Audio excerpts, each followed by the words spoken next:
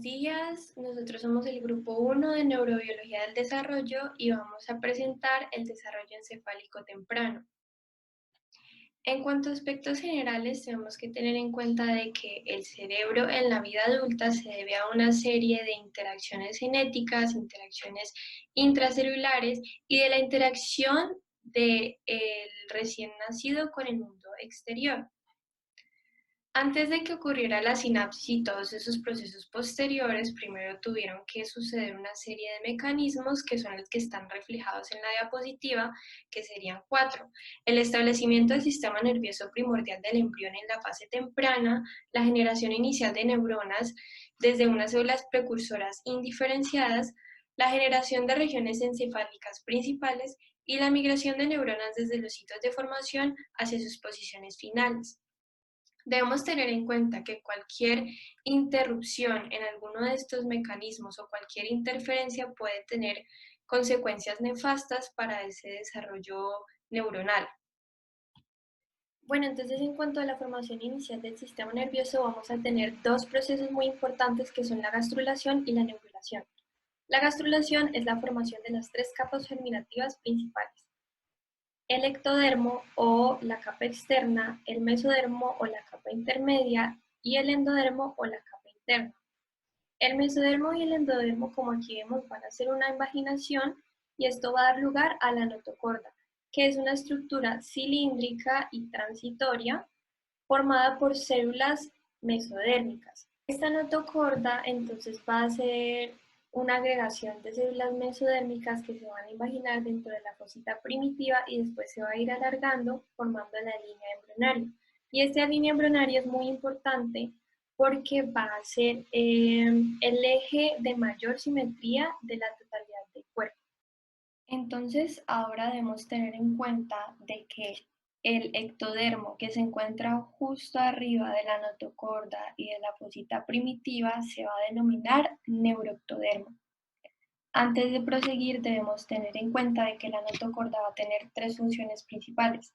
La primera es definir la topografía básica del embrión.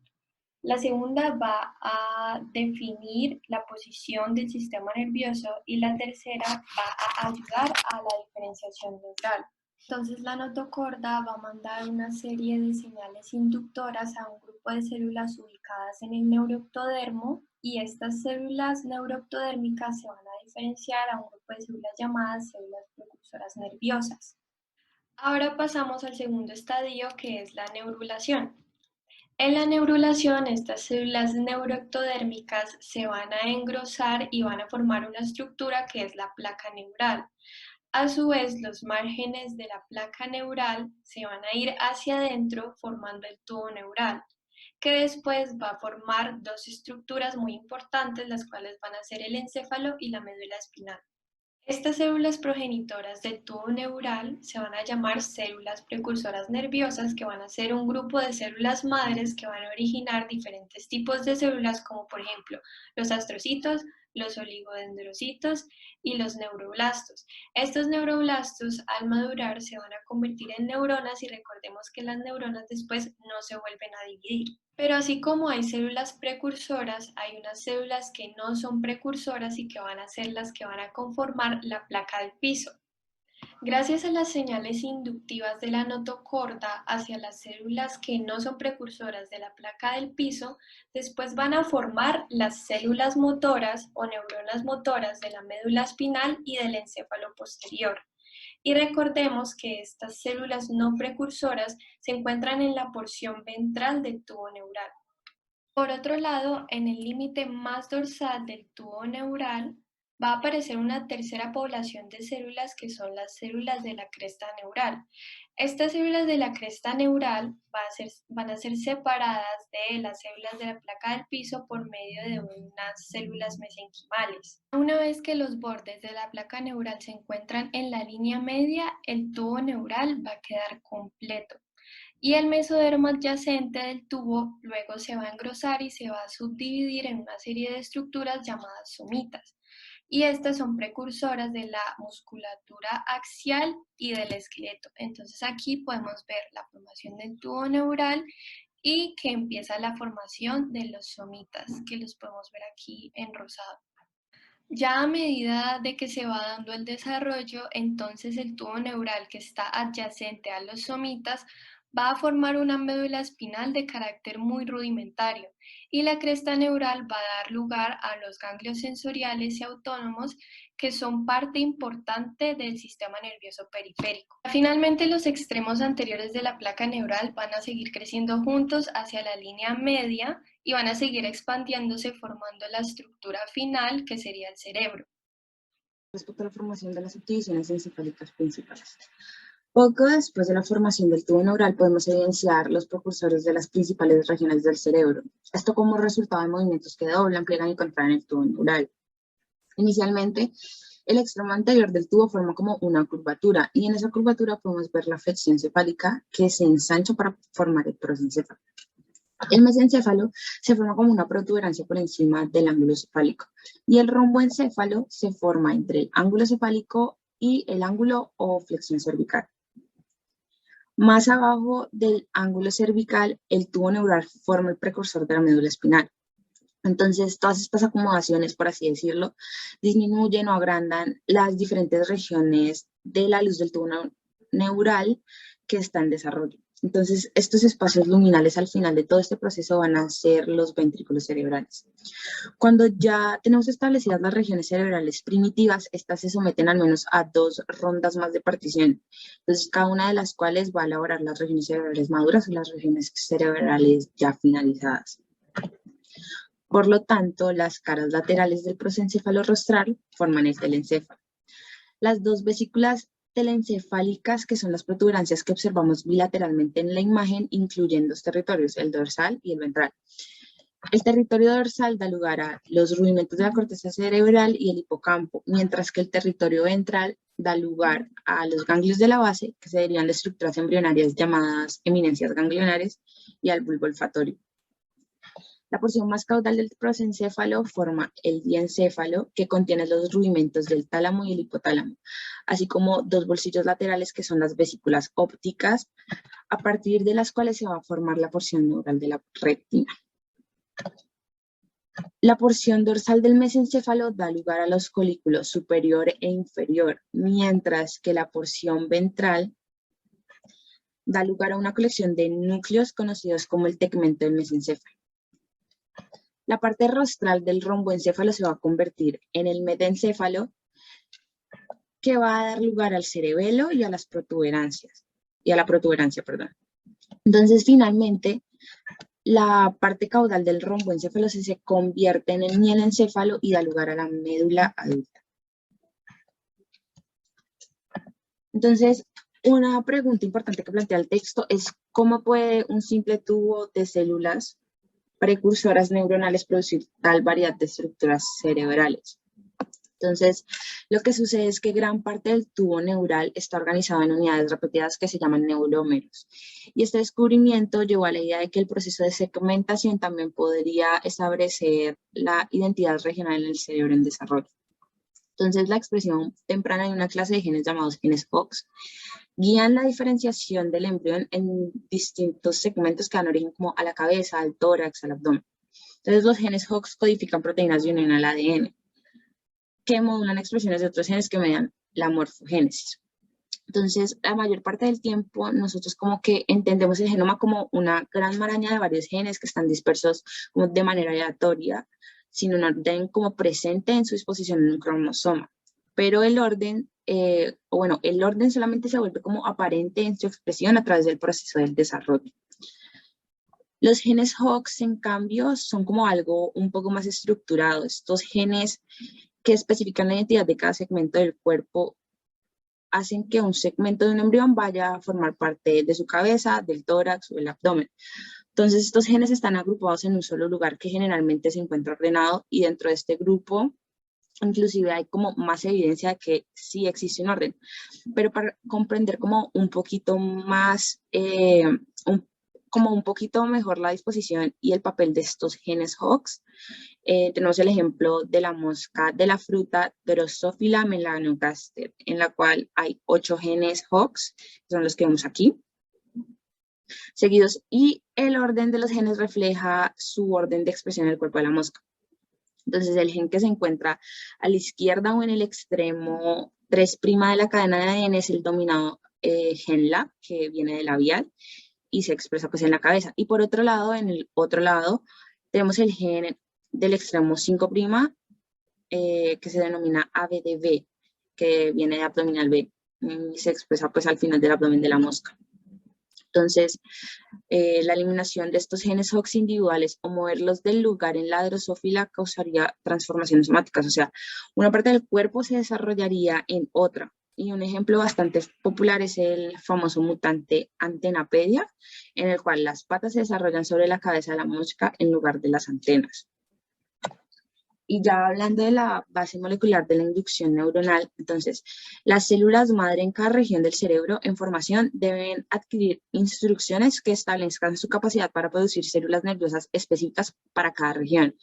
Y estas instrucciones se dan gracias a la inducción neural, que se basa en señales proporcionadas localmente por células o tejidos adyacentes. Esto se da gracias a moléculas de señalización endógenas. La mayoría de estas moléculas o de estas señales moleculares son secretadas por una clase celular o tejido embrionario y luego se distribuyen a través de todo el espacio extracelular para actuar sobre una clase una clase celular o tejido adyacente. Y como ejemplo podríamos plantear el ácido retinoico, que es un derivado de la vitamina A y un miembro de la superfamilia de las hormonas esteroideas y tiroideas.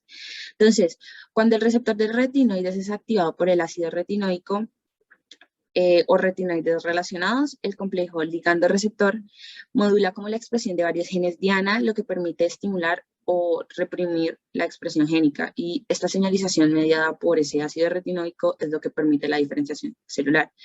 Pero el ácido retinoico no es el único ejemplo, porque también nos encontramos con el factor de crecimiento de fibroblastos, la familia de señales WNT y la proteína morfogenética ósea. Pero también, o sea, estas son tres, pero hay más. Vamos a hablar acerca de que las señales inductivas integradas establecen la identidad neuronal. Esto quiere decir que dependiendo de la forma en la que los factores de transcripción interactúen entre sí o dependiendo de el subgrupo de células precursoras del tubo neural, estas van a terminar siendo o creando una identidad neuronal propia, dependiendo de esto. Entonces este tema es más fácil abordarlo, entenderlo, abordándolo desde lo que pasa en la médula espinal. Entonces vamos a empezar por ahí. Y lo que pasa es que la interacción de estos factores de transcripción van a establecer diferencias genéticas en las tres porciones de la médula, que son la dorsal, la intermedia y la ventral. Entonces, como vemos en esta imagen, dependiendo de los factores de transcripción, que pueden ser factores de transcripción adicionales influenciados por señales locales, inductivas, como SHH, por ejemplo, a través de la inhibición de GLI3 o de el factor de crecimiento de los fibroblastos, el ácido el ácido retinoico, perdón, o las proteínas morfogénicas óseas, van a hacer que en las diferentes posiciones de la médula se cree una identidad neuronal que lleve a crear bien sean neuronas de relevo sensitivo, interneuronas o neuronas motoras, dependiendo si se encuentran ubicadas en la parte dorsal, ventral o intermedia de la médula. Este mecanismo básicamente funciona de igual forma en todo el sistema nervioso central y periférico y a la forma en cómo interactúan los factores de transcripción se le llama el código transcripcional. Para lo que pasa en el encéfalo anterior, básicamente es un mecanismo similar, aunque con algunos factores de transcripción diferentes, pero en últimas lo que buscan las señales es determinar la morfogénesis y la diferenciación celular en los subniveles que conforman el encéfalo anterior, como lo son la neocorteza, los ganglios basales, el hipocampo, el encéfalo anterior basal y el bulbo olfatorio. Ahora hablemos un poco sobre la diferenciación inicial entre las neuronas y la glía.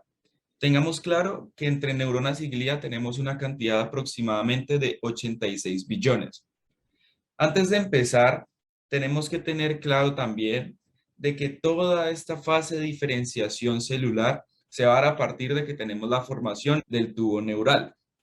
Cuando ya tenemos ese tubo neural, tenemos conformada la zona ventricular, que es donde va a empezar toda esta diferenciación. Tenemos a partir de aquí que vamos a tener una célula precursora, que va a ser la principal, y a partir de esta célula precursora podemos generar o una célula madre del sistema nervioso central o una célula posmitótica, que va a ser un neuroblasto posmitótico. Y después de este neuroblasto posmitótico podemos conformar la neurona. Entonces repasemos. Célula precursora, nueva precursora que sería la misma, o se podría diferenciar en una célula posmitótica que será posteriormente la neurona. Aquí en esta imagen podemos observar 4 recuadros.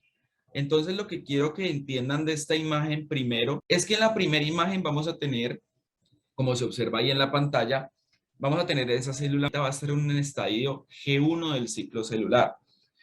¿Y por qué está cerca del G1? Se preguntarán, pues porque está en la zona que les mencioné anteriormente, que va a ser la zona ventricular del tubo neural. En esta zona ventricular va a empezar todo el proceso, entonces por eso es que en este momento tenemos el estadio G1. A partir de ahí, como vemos en la segunda imagen, esta célula moradita empezó a subir, se está acercando a la superficie pial. ¿Qué pasa en este estadio? Va a ser que va a conformar el estadio S del ciclo celular. O sea, a medida de que pasa y cambia el estadio a un estadio S, la célula va ascendiendo, se va alejando del lumen del tubo neural, que sería esta zona ventricular. Posteriormente, pues como ya discutimos, pasa en una fase S y va a migrar hacia la superficie pial, donde aquí se va a generar la replicación del ADN. Posteriormente vemos que esta célula empieza a descender de nuevo. Este va a ser el estadio G2. La célula va a crecer y el núcleo va a migrar hacia el tubo neural, hacia el lumen del tubo neural otra vez. Y ya en el último recuadro podemos apreciar de que ya está empezando su división y tenemos que tener un concepto claro que esta célula madre pues puede o hacer una división simétrica o una división asimétrica. Si tiene bien una división simétrica, va a dar a curso 2 progenitoras, 2 células madre nuevas. Pero si es una división asimétrica, dará como resultado, como observamos en la imagen, un neuroblasto y otro progenitor. Y lo importante aquí es que ya se pierde la conexión de esta célula de la superficie pial y va a estar simplemente anclada a la superficie del tubo neural en el lumen ventricular. Aquí en esta segunda imagen observamos de pronto un poco a grosso modo lo que les acabo de comentar. En este caso vemos varias imágenes donde se observa esta célula. Observen la imagen 1 y la última imagen. En la primera imagen está la célula, simplemente, y ya en la última ya ha generado una división simétrica. Entonces, esta es la división que se va a dar, este es como un timelapse de lo que ocurre con esta célula, que finalmente va a terminar dando una división simétrica por medio de mitosis. Y esto, como les discutí anteriormente, va a dar origen a 2 células progenitoras. Bueno, ahora quiero que nos fijemos en estas imágenes que parecen de pronto un poco pesadas, pero vamos las desglosando poco a poco. Comenzamos con la imagen de mano izquierda. Vamos a tener que ahí está el ligando delta en color rojo. Ese ligando delta va a ser expresado por las células que van a mandar esta señalización. Posteriormente, este ligando delta se va a unir a los receptores Notch. Estos receptores Notch se van a expresar en las células que necesitan ser diferenciadas. Una vez existe esta unión, este receptor Notch va a clivar una parte de ese receptor que va a viajar hacia el núcleo. Y en el núcleo va a promover los factores de transcripción para generar los genes GES o HES, como lo observamos en la imagen. Aparte de estos genes HES, van a haber unos monólogos muy importantes de esos factores de transcripción que van a ser los BHLH o Basic Helix Loop Helix, que van a ser factores neurogénicos. Y eso es lo que nos va a permitir la diferenciación ya sea a astrocitos o oligodendrocitos. En la imagen de mano derecha ya tenemos ya cómo se vería como un zoom alejado de estas interacciones precisamente entre ligando delta y receptor Notch. Entonces vamos a ver que solamente se van a dar por medio de las células adyacentes. Es decir, tienen que estar las células pegadas para que se dé esta interacción. Si ellas no están juntas, simplemente no se puede dar. Entonces ya estas células, como vemos en la imagen de mano derecha, van a ser inducidas por medio del ligando delta unido al receptor Notch de la célula que va a generar esa diferenciación y posteriormente generar los factores de transcripción que finalmente le darán la identidad celular y el linaje a este tipo de células. Bueno, ya discutimos que las células que no van a tener interacción delta van a diferenciarse en células progenitoras o células madre. En cambio, las que sí tienen interacción con el ligando delta se van a definir ya sea en oligodendrocitos o astrocitos. Pero esta decisión final va a estar mediada precisamente por el receptor Notch. Hablaremos acerca de la generación de la diversidad neuronal. En primera instancia debemos hablar de la zona subventricular. Siendo esta un espacio que delimita, como lo vemos en esta imagen, a los ventrículos cerebrales. En esta zona vamos a encontrar diversas células que se encuentran en constantes procesos de proliferación y es ahí mismo donde se dan las primeras señalizaciones de migración celular. Para que se dé dicha migración y dicha diferenciación, se necesitan interacciones célula-célula. Estas interacciones célula-célula se van a mediar por diversas señales que van a permitir que dichas células puedan formar dicha, como lo vemos aquí, identidad neuronal. Esa identidad neuronal va a surgir a raíz de dos momentos. El primero es como la identificación del linaje de dicha célula y segundo, la interacción célula-célula. Esa identidad neuronal se hará gracias a las constantes señalizaciones celulares, a las diversas modificaciones en los factores de transcripción y asimismo en las diversas expresiones génicas frecuentes en las cuales estas células están inmersas. Para que todo esto se dé, hay unas señales moleculares esenciales como lo de la BMP, WNTS, Sonic Hedgehog, Delta Notch y genes BHLH. Los genes BHLH tienen un papel fundamental debido a que estos genes los responsables de la expresión de diversos factores de transcripción en el proceso del desarrollo.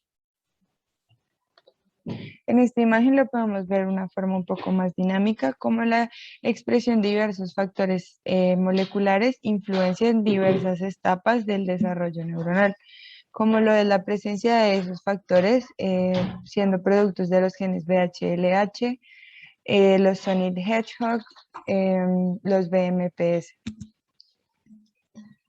Las interrupciones moleculares y genéticas del desarrollo neural temprano se asocian a diversos procesos e experimentaciones que han permitido el reconocimiento de moléculas asociadas al desarrollo del sistema nervioso central, lo que ha permitido comprender de una manera más profunda y más clara la razón de diversas enfermedades asociadas a dicho sistema. Las interrupciones moleculares y genéticas se pueden dar a raíz tanto de factores ambientales como, pues lo mismo dice en su nombre, factores genéticos. En los factores ambientales hay un factor que es fundamental en este proceso de desarrollo, como lo es el cuidado prenatal.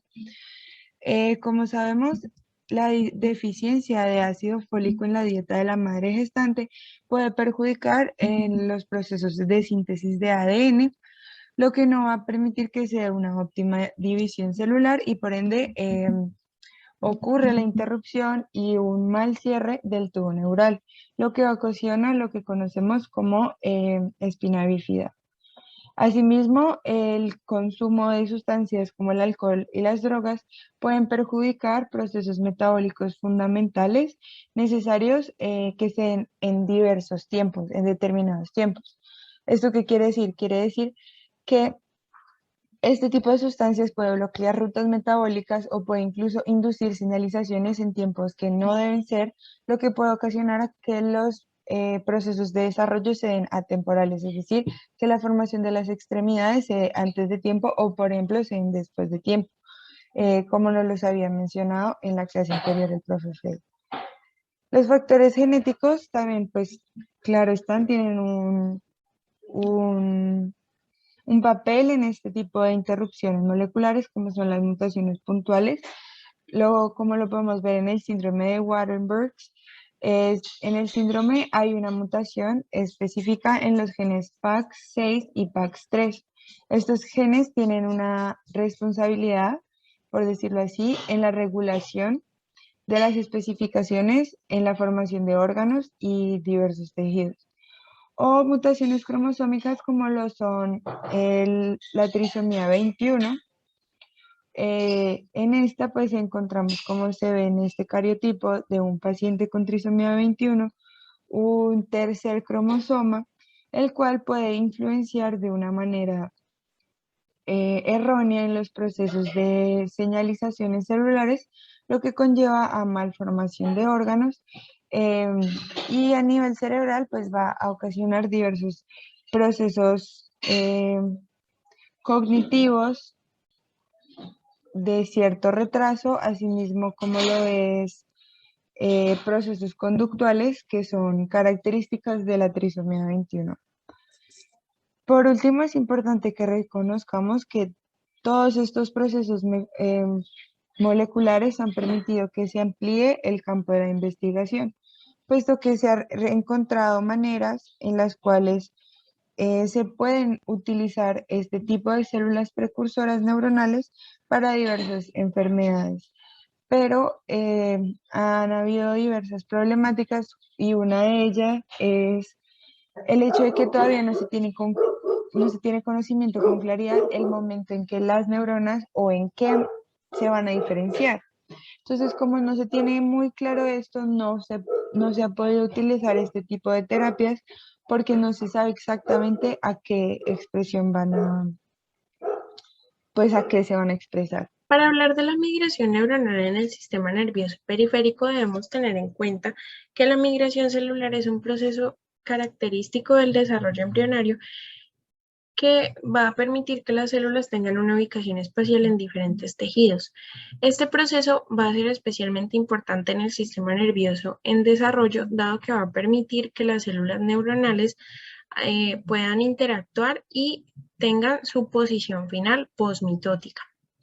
La capacidad de los precursores neurales para emigrar y realizar el recorrido migratorio hasta su destino es importante para su diferenciación, además de que la posición final postmitótica va a determinar la capacidad funcional de las neuronas y que ellas puedan realizar las conexiones con las estructuras periféricas. Durante este recorrido vamos a observar una señalización célula a célula que va a estar dado en lugares y momentos específicos.